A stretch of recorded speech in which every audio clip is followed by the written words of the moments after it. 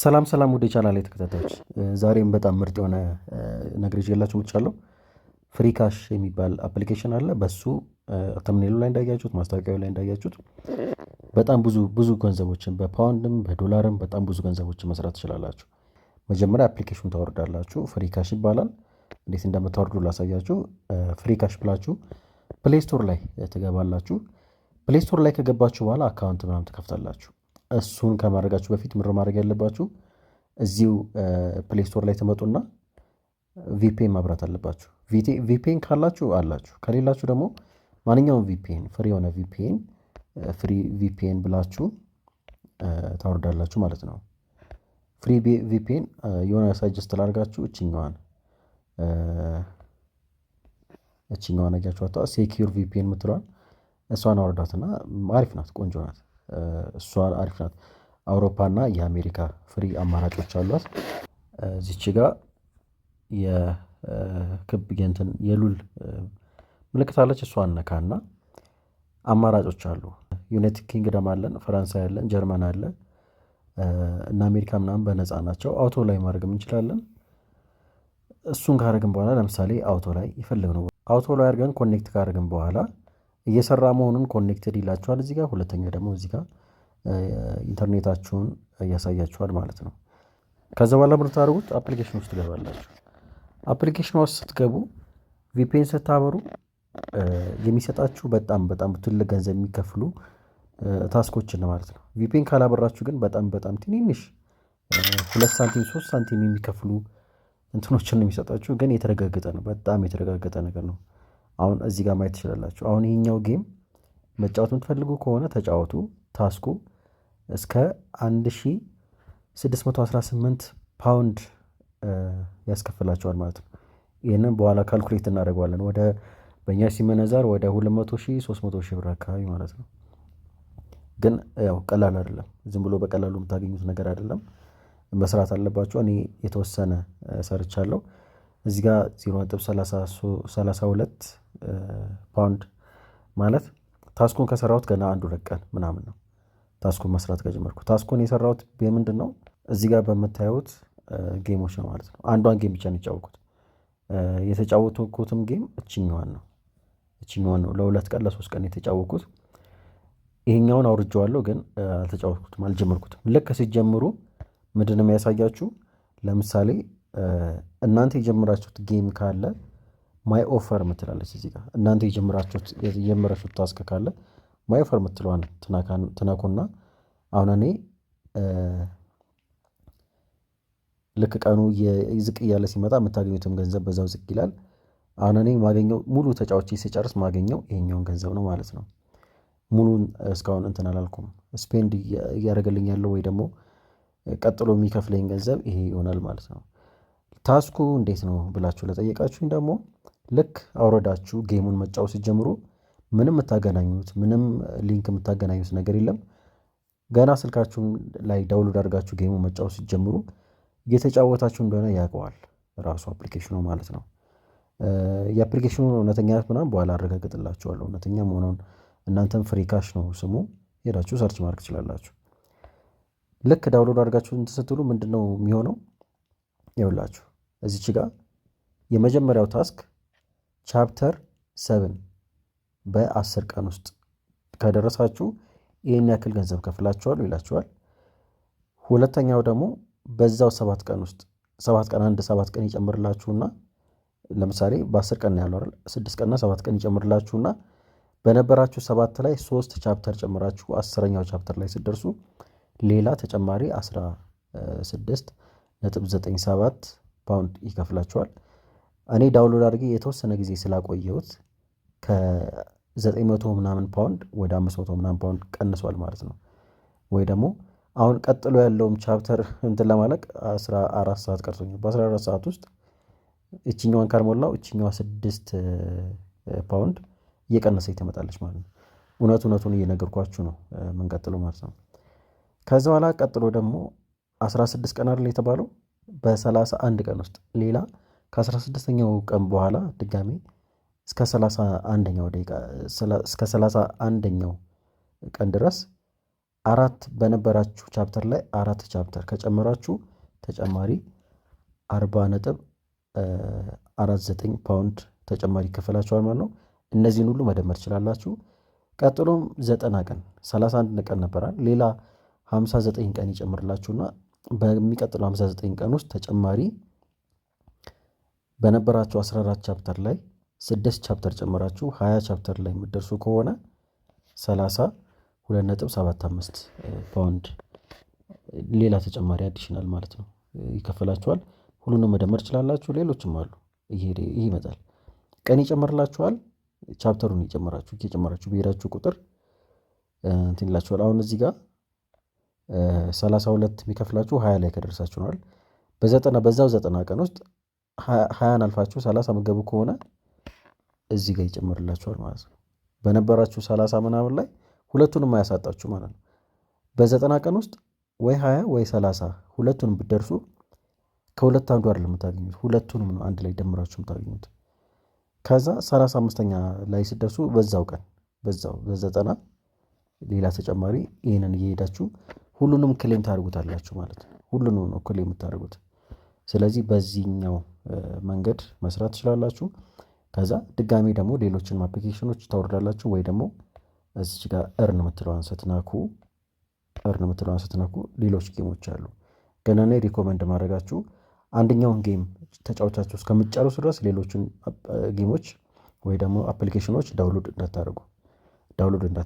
ያኛውን ሲጨርሱ ዳውንሎድ አድርጉ። ምክንያቱም አንደኛውን ሳጨርሱ አንደኛውን ዳውንሎድ ካደረጋችሁ ሁለቱንም እኩል መጫወት አለባችሁ። ወይ ደግሞ ካልተጫወታችሁ ደግሞ ቀኑ እየቀነሰባችሁ ይመጣል ማለት ነው። ቀኑ እየቀነሰባችሁ ይመጣል። እዚህ ጋር እንደምታዩት ይሄኛው የኔ ኦፈር ይሄ አልነበረም። ሌላም ስራ ስለነበረኝ በደንብ መስራት አልቻልኩም። ግን አሁን ላይ ቻፕተሩን በደንብ እየሰራው ነው። ለምሳሌ ላሳያችሁ። አፕሊኬሽኑን ከፈኩት። ጌሙ ይሄን ይመስላል። ከዛ 4000 ሰርተናል። 4000 ኮይን ማለት ነው።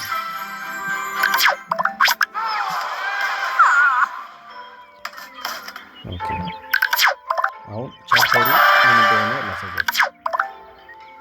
ቻፕተሩ ምን እንደሆነ ላሳያችሁ።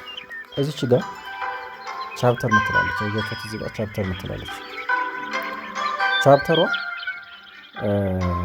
ስትነኩት እዚህ ጋር ኮከብ ያሳያችኋል።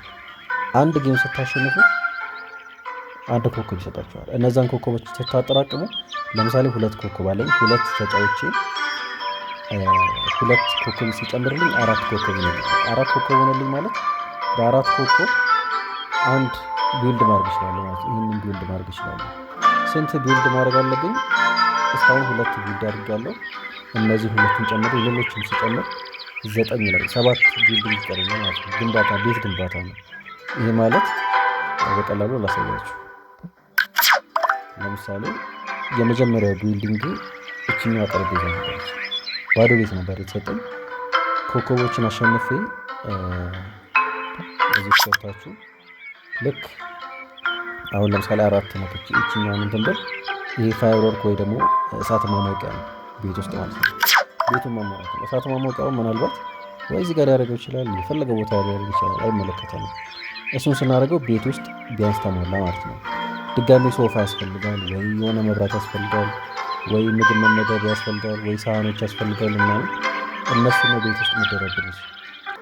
ያንን ለመደርደር ኮከብ ማግኘት አለባቸው። ኮከቡን እንዴት ነው የምታገኙት ወደሚለው ጥያቄ እንመጣለን ማለት ነው። ኮከቡን ለማግኘት እዚች ጋር 2000 አለች። በየሰዓቱ 2000 ይሰጣችኋል። እሷን ወደ ጌሙ ይሰድ። ሌቨል 74 ላይ ደርሻለሁ። ሌቨል 74 ማለት 74 ኮከቦችን አግኝቻለሁ ማለት ነው። በ74 ኮከቦች እነዚህ ቻፕተሮች የሚፈልጉትን እዚህ ውስጥ የሚፈልጉትን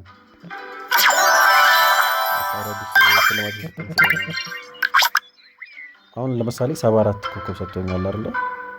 እነዚህ 10 ኮከብ ይፈልጋሉ። 10 ኮከብ ይፈልጋሉ እነዚህ ሁለቱ። አንደኛው ቫዮሊን ግድግዳ ላይ ለመስቀል ሊሆን ይችላል ምናምን አለ።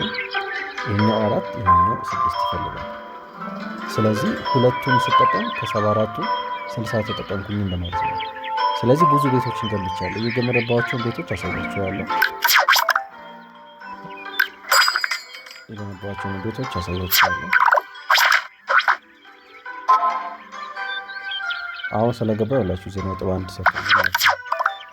እሺ ቻፕተሮቹን የት እንደሚገኙ በኋላ አሳያችኋለሁ። አሁን ላይ ግን እዚህ ውስጥ እንግባና ጌሞቹን እንዴት እንደምትጫወቱ ጌሙ ምን እንደሚመስል አሳያችሁ። ተነሳላችሁ። ከዛ ጌሙን ለማግኘት ጌሙ ውስጥ ለመጫወት የምትሰበስባቸው ኮይኖች አሉ። እነዚህ ኮይኖች አሉ አይደል? ከዚህ ኮይን ላይ በ2000 ከፍለ ጌሙን ተጫወቱ። 75ኛው ሌቭል ማለት ነው። ተጫውተ 2000 ሊመስል 12000 ነበር አይደል? 12000 ነበር 10000 ነው። 2000 ቆርጦብኝ ማለት ነው። 2000 ቆርጦብኝ ጌሙን አስገባኝ። ከዛ ጌሙን እንጫወታለን። ጌሙን እንዴት የምትጫወቱት እዚህ ጋር ቀይ ቀዮች አሉ አይደል? ተመሳሳይ የሆኑ ማለት ከሁለት አንዱ ነው። ለምሳሌ እዚህ ጋር ቀይ አለ፣ እዚህ ጋርም ቀይ አለ፣ እዚህ ጋርም ቀይ አለ። ስለዚህ የፈለኩትን ቦታ የፈለኩትን እዚህ ጋር ማስቀመጥ ይችላል ማለት ነው። ሲጫወት ግን እቺኛውን ቀይውን ካረኩኝ ቀጥሎ ያለው ሙዝ ነው አለ ሙዝ ነው። ስለዚህ እዚህ ጋር ሙዝ አለ፣ እዚህ ጋር ሙዝ አለ። ቀጥሎ ማድረግ እችላለሁ። ከዛ በኋላ ከሌለኝ ከዚህ ውስጥ ነው የምሰበው ማለት ነው። እንደ ካርታ ነው። ወይ ደግሞ እስቲ እንጫወትና ላሳያችሁ። ለምሳሌ ቀጥሎ ሙዝ ስላለ እቺኛው ነው። ከዛ በኋላ ቀጥሎ ይሄኛው ነው። አሁንም ይሄኛው ነው። እዚህ ጋር ቅጠል ነው፣ እዚህ ጋር ቅጠል አለ። እሱ ነው። እዚህ ጋር ሁለት እንትን ያለው አለ፣ እዚህ ጋር ሁለት አለ። እሱ ማድረግ ይችላል። ከዛ እዚህ ጋር 5 አረንጓዴዎች አሉ፣ እዚህ ጋር ባለ 5 አረንጓዴ አለ። እዚህ ጋር እነዚህ ያሉ አማራጮች እዚህም አለ፣ እዚህም አለ። የፈለኩትን ቀጣይ የሚያጫውተኝን እመርጣለሁ። ይሄንን ካረኩኝ ቀጥሎ የሚመጣብኝ ሙዝ ነው። ይሄን ካረኩኝ ደግሞ ቀጥሎ የሚመጣው ይሄ ነው። ስለዚህ ቀጥሎ የሚመጣው ደግሞ ይሄ ከሆነ እዚህ ጋር ማድረግ እችላለሁ ማለት ነው። ስለዚህ ከሁለቱ ይሄን ይሻላል። ከዛ ይሄኛው ደግሞ ከዛ ላይ ቅጠሉ ደግሞ አሁን ጨረስኩኝ ማለት ነው። ቅጠሉ ያለው ስለዚህ ከዚህ ጋር መቅሰባለሁ።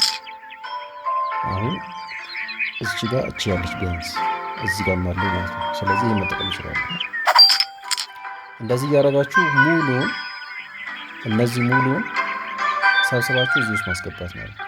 ሰብስባችሁ እዚህ ውስጥ አስገባታችሁ ሲጨርሱ ታሸንፋላችሁ ማለት ነው። ስታሸንፉ 2000 ምናምን እዚህ ጋር ይሸልማችኋል። ቻፕተሩንም አንድ ኮከብ ይሰጣችኋል። በዛ አንድ ኮከብ መሰረት ቻፕተራችሁን እየገነባችሁ ትሄዳላችሁ። ገብቷችኋል? እነዚህን ሰብስባችሁ በሙሉ እዚህ ውስጥ ታስገባላችሁ።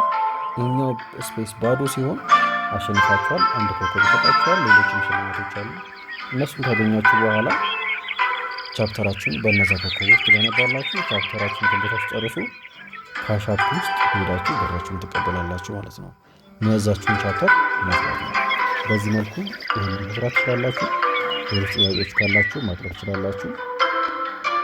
እስቲ ግን እንጨርሰውና አንድ ማሳያችሁን ፈልገው ደግሞ እችኛዋ እንደ ጆከር ናት።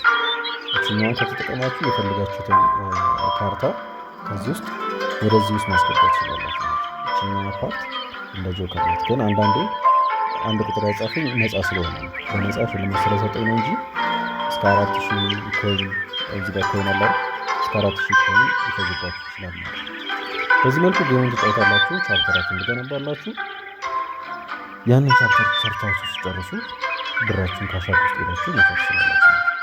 አሁን ካሻፕ እውነት ነው እውነት አይደለም የሚለውን እንባለን። ሰላም ጄሚናይ እንዴት ነህ? ዛሬም ጥያቄ ነበረኝ። ሰላም፣ እኔ ደህና ነኝ። አንተስ እንዴት ነህ? ጥያቄህን በደስታ ልሰማህ ዝግጁ ነኝ። ፍሪ ካሽ ስለሚባለው የአፕሊኬሽን የተወሰነ ነገር እንድትነግረኝ ፈልጌ ነበር። ፍሪ ካሽ ሰዎች የተለያዩ ትባባት እንደ ጥያቄዎችን በመመለስ ጨዋታዎችን በመጫወት ወይም አፕሊኬሽኖችን በመሞከር ነጥቦችን እንዲያገኙና እነዚህ ነጥቦች ወደ ገንዘብ ወይም የስጦታ ካርድ እንዲቀይሩ የሚያስችል መድረክ ነው። ነገር ግን ስለ አፕሊኬሽኑ አስተማማኝነት የተለያዩ አስተያየቶች ስላሉ ከመጠቀሙ በፊት ጥንቃቄ ማድረግ ጠቃሚ ነው። ስለ ፍሪ ካሽ ተጨማሪ ማወቅ የሚፈልገው ነገር አለ? እስካሁን ባለው ተሞክሮ ምን አይነት ምላሽ አለው አፕሊኬሽኑ? የተጠቃሚዎች ምላሽ የተለያዩ ናቸው። አንዳንዶች ቀላል ተግባራትን በመስራት የተወሰነ ገንዘብ እንዳገኙ ይናገራሉ፣ በተለይ በስጦታ ካርድ መልክ። በሌላ በኩል ግን ከፍተኛ የክፍያ ገደብ ላይ ለመድረስ ረጅም ጊዜ እንደሚወስድ፣ አንዳንዱ ቅናሾች ወይም ተግባራት እንደታሰበው ነጥብ እንደማያስገኙ እና አንዳንድ ጊዜም ለተጠናቀቁ ተግባራት ክፍያዎችን ለመቀበል ችግር እንደሚያጋጥማቸው የሚገልጹ ቅሬታዎች አሉ። ይህንን ግምት ውስጥ ማስገባት አስፈላጊ ነው።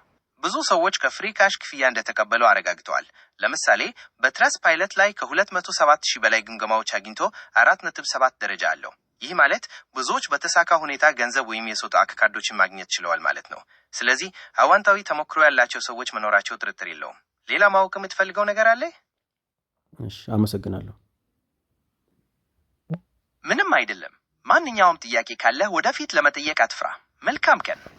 በምትመለከቱት መልኩ ነገርየው ሌጂት መሆኑን አረጋግጠናል። እናንተም ግን ፍሪ ካሽ ዳውንሎድ ከማድረጋችሁ በፊትም ሊሆን ይችላል ካደረጋችሁትም በኋላ ሌጂት ነው ሌጂት አይደለም የሚለውን ማረጋገጥ ትችላላችሁ። አሁን ላይ በዚህ ዘመን እንደዛ አይነት ነገር ስለሌለ ማረጋገጥ ሁሉም ሰው በራሱ ማረጋገጥ ስለሚችል አሁን ላይ እንዴት ነው ገንዘቡን ሰርተን ከጨረስን በኋላ ዳውንሎድ እንትን ማድረግ ካሽ አውት ማድረግ የምንችለው ወጪ ማድረግ የምንችለው ምን አይነት ስትራቴጂ ማለት እንዴት ነው ምን ያክል ከደረሰ በኋላ ማውጣት የምንችለው የሚለውን በደንብ ላሳያችሁ። ካሽ አውት የምትላለች እዚህ ጋር ካሽ አውት ላይ ስትገቡ ማውጣት የምትፈልጉትን ያሳያችኋል።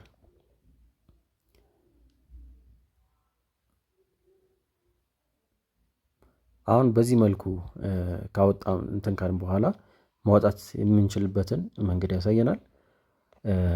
የመጀመሪያው stake.com ነው። stake.com ላይ ማውጣት እንችላለን። stake.com ማለት የቁማር እንትን ነው። ከ0 እስከ 900 ፓውንድ ድረስ ወይ ደግሞ እስከ 910 ፓውንድ ድረስ በዚህኛው ማውጣት እንችላለን። ከ0 ጀምሮ ማለት ያው እኔ አሁን 32 ሳንቲም አለኝ፣ እሷን ማውጣት እችላለሁ በstake.com ማለት ነው።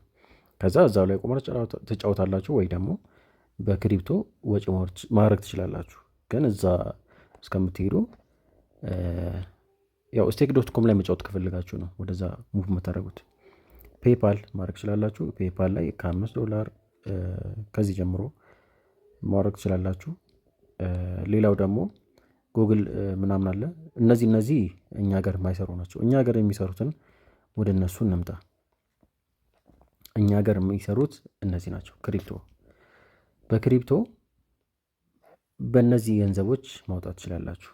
ለምሳሌ ቢትኮይንን ከመረጣችሁ ከ0.45 ፓውንድ እስከ 910 ፓውንድ ድረስ ማውጣት ትችላላችሁ። ገንዘባችሁ 0.45 ከደረሰ ለምሳሌ እኔ 3.2 ነው አይደል 32 ሳንቲም ነው አይደል የተወሰነ ሳንቲም ከጨመርኩኝ ማውጣት እችላለሁ። ወይ ደግሞ ፕሮግረሴን እዚህ ጋር ያሳየኛል ማለት ነው። ቢያንስ እቺ ናት የቀረች፣ ከዚህ በኋላ በቢትኮይን ማውጣት ትችላለህ ነው እያለኝ ያለው። እዚህ ጋርም እንደዛው በኢቴሪየም ማውጣት ትችላላችሁ፣ በሶላና ማውጣት ትችላላችሁ፣ በተለያዩ ክሪፕቶ ከረንሲዎች ማውጣት ትችላላችሁ። የባንክ ትራንስፈሩ እንኳን እዛው ይመስለኛል፣ ወደኛ አይመስለኝም፣ እዛው በራሳቸው የባንክ አካውንት ይመስለኛል። ግን ፔይፓልም ካላችሁ በፔይፓልም ማውጣት ትችላላችሁ። በፔይፓል እንኳን በጣም ብዙ ነው፣ $5 ነው ሚኒመሙ። ስለዚህ በዚህ መልኩ በክሪፕቶ ከረንሲ በቢትኮይናችሁ ማውጣት ትችላላችሁ። ቢትኮይን በጣም ቀላል ነው። ያው ፓክስፉልም ፓስፖርት የሌላችሁ ሰዎች በፓክስፉል ቢትኮይን በነፃ ዋሌት ከፍታችሁን ማድረግ ትችላላችሁ። በናሽናል አይዲም እንደዛው እንትን ላይ ቴሌግራም ላይ ከፍታችሁ ማውጣት ትችላላችሁ ማለት ነው። በዚህ መልኩ እንትን ማለት ትችላላችሁ። አዲስ የሆናችሁ ሰዎች ቻናሉን ሰብስክራይብ አድርጉ። ሌሎች ጠቃሚ መረጃዎችን ስለማቀርብላችሁ መልካም ጊዜ ይሁንላችሁ። ቻው።